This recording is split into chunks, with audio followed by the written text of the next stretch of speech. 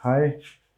कल हम लोगों ने पढ़ा था एसेक्सुअल रिप्रोडक्शन के अंतर्गत आने वाले जो 5 ये टाइप्स हैं: बडिंग, बाइंडिफिशन, रीजनरेशन, स्पोर फॉर्मेशन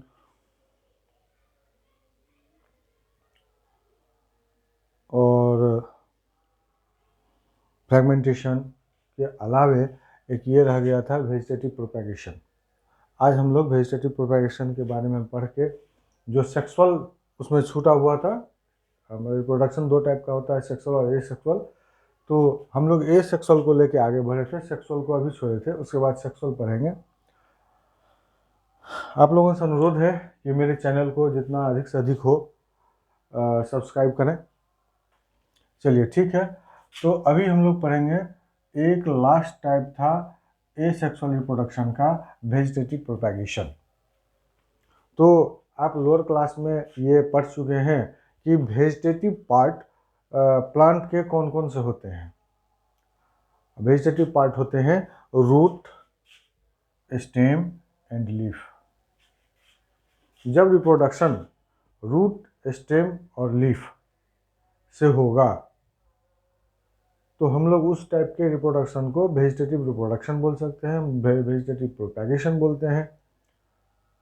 तो रिप्रोडक्शन इसमें इसलिए नहीं इस टर्म का यूज़ किया जाता है क्योंकि उसमें डीएनए का रिप्लिकेशन नहीं हो पाता है और बहुत सारी बातें हैं जो एसेक्सुअल रिप्रोडक्शन का है वो सब पूरे ये फुलफिल नहीं करता है, इसलिए इसको हम प्रोपेगेशन बोलते हैं। अब ये 2 तरीके से होता है, एक आर्टिफिशियल तरीके से और एक नेचुरल तरीके से। आर्टिफिशियल तरीका क्या है? आर्टिफिशियल वे वो होता है जिसको हम लोग करवाते हैं। जैसे मान लीजिए कि सबसे उसमें एग्जाम्पल है पहला कटिंग। तो कटिंग में हम लोग क्या करते हैं कि कोई भी प्लांट लेते हैं, उसको कट कर देते हैं, उसका छोटा सा टुकड़ा निकाल के और सॉइल में डाल देते हैं और वो वहाँ से वो दूसरा प्लांट ग्रो कर जाता है। ये हम करते हैं, नेचुरली वैसे नहीं होता है। उसी प्रकार से लेयरिंग क्या होता है कि हम लोग क्या करते हैं, जो सॉइल के नज़दीक कोई अगर स्टेम है प्लांट का, उसको जो है सो सॉइल में दबा देते हैं और जहाँ सॉइल में दबाते हैं वहाँ से फिर नया ग्रो करने लगता है प्लांट। उसी तरीके से ग्राफ्टिंग वो है कि एक प्लांट लेते हैं इस टाइप का, जैसे मान लीजिए ये सॉइल में लगा हुआ है, उसको यहाँ से कट कर दिए, उसमें इस प्रकार का नॉच बना दिए, ये सॉइल में है लगा हुआ, दूसरा प्लांट लाए इसी स्पेसीज का, उसको इसमें इस तरीके से सेट कर दिए और यहाँ पर जो है सो सॉइल लगा दिए, तब पता चला इसमें से फिर ये प्लांट ग्रो कर गया। तो इसको हम लोग बोलते हैं ग्राफ्टिंग। अब देखते हैं कि किस किस प्लांट में कटिंग होता है, किस किस प्लांट में लेयरिंग होता है और किस किस प्लांट में ग्राफ्टिंग होता है। तो सबसे पहले कटिंग देख लेते हैं। ये होता है चाय पत्ती के पौधे में, रोज़ में और शुगर केन में। शुगर केन मीन्स ईख होता है। ये हो गया कहाँ कहाँ, तो टी में हो गया, रोज़ में हो गया एंड शुगर केन में हो गया। ये ईख जो है उसको हम खंड खंड खंड खंड करके काट के ईच खंड को फ्रैगमेंट बना देते हैं। काट के खंड खंड मीन्स फ्रैगमेंट बना दिए और फ्रैगमेंट को अगर हम ये डाल दें सॉइल में तो ईच फ्रैगमेंट से एक नया प्लांट निकल जाता है। रोज़ आप जानते ही हैं, टी आप जानते ही हैं, तो कटिंग का एग्जाम्पल हो गया tea, rose and sugarcane. अब आ जाइए लेयरिंग में। लेयरिंग में जैसा कि आप लोगों को बताए थे कि इसके स्टेम को हम लोग सॉइल में दबा देते हैं। प्लांट में लगा हुआ स्टेम होता है, ऑलरेडी लगा हुआ होता है, जो सॉइल के करीब होता है, उस स्टेम को पकड़ के सॉइल के नीचे दबा देते हैं, ऊपर से मिट्टी डाल दिए और ये वहाँ जहाँ मिट्टी डालेंगे वहाँ से एक नया प्लांट ग्रो करने लगेगा, लाइक दिस। जैसे मान लीजिए ये प्लांट है, इसका एक जो स्टेम है यहाँ तक आ गया। इस स्टेम को हम लोग क्या करते हैं, यहाँ सॉइल के नीचे दबा दिए और यहाँ से देखेंगे कि ये इसमें रूटिंग हो जाएगा और यहाँ से एक नया प्लांट ग्रो करेगा। इसी को हम लोग बोलते हैं लेयरिंग। तो लेयरिंग किस किस चीज़ में होता है? तो लेयरिंग का एग्जाम्पल है जूही, जैस्मीन, ये फ्लावर होते हैं। जूही, जैस्मीन जो एक फ्लावर हुए। ठीक है, अब आ गया ग्राफ्टिंग। तो ग्राफ्टिंग के बारे में बताए थे कि ग्राफ्टिंग किस तरीके से करते हैं। एक प्लांट लेते हैं, प्लांट को नॉच बना देते हैं, उसमें उसी स्पेसीज का दूसरा प्लांट लगा देते हैं। जहाँ नॉच बनता है वहाँ पे हम लोग सॉइल लगा देते हैं, और वह उस सॉइल जहाँ पे देते हैं वहाँ रूटिंग हो जाता है, और वहाँ से फिर नया प्लांट ग्रो कर जाता है। उसको हम लोग बोलते हैं ग्राफ्टिंग। और ये होता है लेमन में, ग्राफ्टिंग हो गया लेमन में। दूसरा हो गया ग्रेप्सेस में, अंगूर में। ये ग्राफ्टिंग हम लोग करके नया प्लांट ग्रो करते हैं। तो ये आर्टिफिशियल जो हम लोग करवाते हैं, जो ऑटोमेटिक तरीके से नेचुरली नहीं हो पाता है, उसको आप man made propagation, man made vegetative propagation भी बोल सकते हैं, क्योंकि आदमी करता है, उसको ऑटोमेटिक नहीं होता ये चीज़। ठीक है, तो आर्टिफिशियल आप सभी ने समझ लिया। अब आइए नेचुरली क्या होता है। नेचुरली प्रोपेगेशन वो प्रोपेगेशन है जो उसमें हमको कुछ करना नहीं पड़ता है, ऑटोमेटिक खुद नेचुरली तरीके से ये हो जाता है। जैसे रूट हुआ, यहाँ लीजिए इसको, अब ये नेचुरली किससे होगा? तो रूट स्टेम लीफ से ही होगा।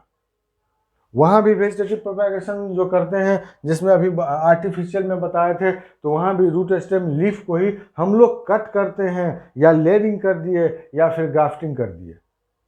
और यहाँ भी रूट स्टेम लीफ का ही, लीफ से ही ये प्रोपेगेशन होता है। फर्क इतना है कि वो आर्टिफिशियल जो है सो आदमी करता है, कोई मैन मेड होता है, और ये नेचुरली खुद ब खुद हो जाता है। जैसे आपने रूट, अभी रूट का एग्जाम्पल लेते हैं, यहाँ लिख दिए रूट। आपने देखा होगा कि बहुत सारे ऐसे प्लांट होते हैं जो जमीन में गड़े हुए हैं, जमीन में से निकले हुए हैं। उसके जो रूट एरिया होते हैं, जो हिस्सा प्लांट का रूट में, सॉइल में दबा हुआ होता है, वहां से ऑटोमेटिक एक नया नया प्लांट निकलता है, छोटा छोटा, जो रूट से कनेक्टेड होता है। जो ओल्ड जो प्लांट है उसके रूट से कनेक्टेड होता है, और वो ग्रो करके फिर एक नया प्लांट बन जाता है। जैसे आप लोगों ने सुना होगा कि शीशम का लकड़ी, जिसका यूज़ हम लोग करते हैं इसमें फर्नीचर बनाने में, उसके भी रूट से ऑटोमेटिक प्लांट ग्रो करता है। ठीक है, दूसरा हो गया स्वीट पोटैटो।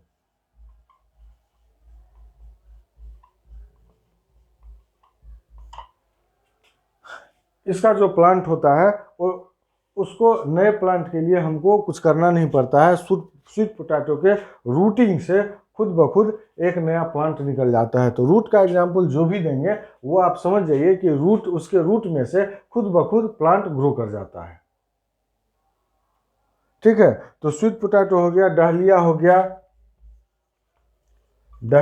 गया, गुआवा हो गया। गुआवा मीन्स हो गया आपको अमरूद को हम लोग गुआवा बोलते हैं।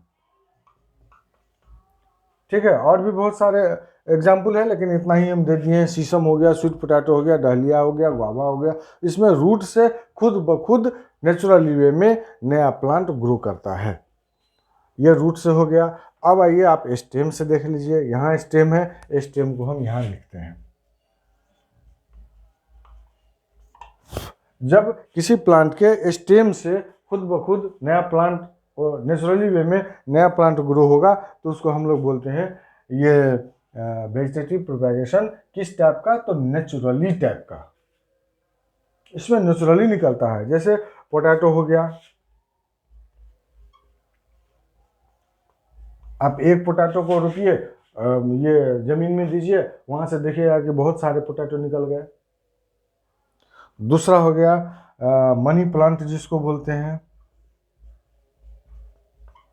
इसमें भी स्टेम से खुद ब खुद निकल जाता है ये प्लांट। तीसरा हो गया दूब घास। दूब घास आप लोगों ने देखा होगा, ये घास इस टाइप का होता है। आप वहाँ से एक जगह से पकड़ के उखाड़िएगा तो पता चला कि वहाँ तक उसका रूट, ये स्टेम जो है सो गया हुआ है। तो दूब घास में कैसे होता है, इस टाइप का मेन स्टेम इस टाइप का रहता है, और जहाँ जहाँ ये सॉइल को टच करता है वहाँ से एक नया दूब घास निकल जाता है। वहाँ से यहाँ एक एडवेंटिजियस रूट चला जाता है सॉइल में, और यहाँ से एक नया दूब घास निकल गया। तो ये होता है इसमें स्टेम। ठीक है, ओनियन में भी होता है इस तरीके का। अब आ जाइए लास्ट टाइप का है लीफ, जिसमें नेचुरल तरीके से किस प्लांट में ये होता है, नया नेचुरल तरीके से किस प्लांट में एक नया प्लांट खुद ब खुद लीफ से बन जाता है। इसका बहुत सुंदर उदाहरण है ब्रायोफाइलम। ब्रायोफाइलम, इसमें क्या होता है कि जैसे ये लीफ हुआ, ये लीफ हुआ,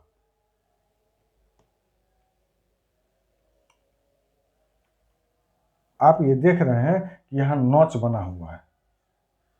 हर नॉच से ऑटोमेटिक एक नया प्लांट निकलता है और लीफ खत्म हो जाता है, प्लांट झड़ के सॉइल में चला गया, वहाँ से वो ग्रो कर गया।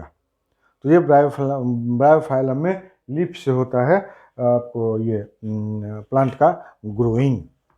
ये आपका वेजिटेटिव प्रोपैगेशन हो गया।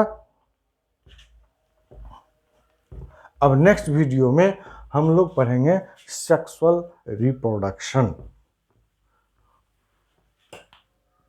In plant, sexual reproduction in plant. Thank you.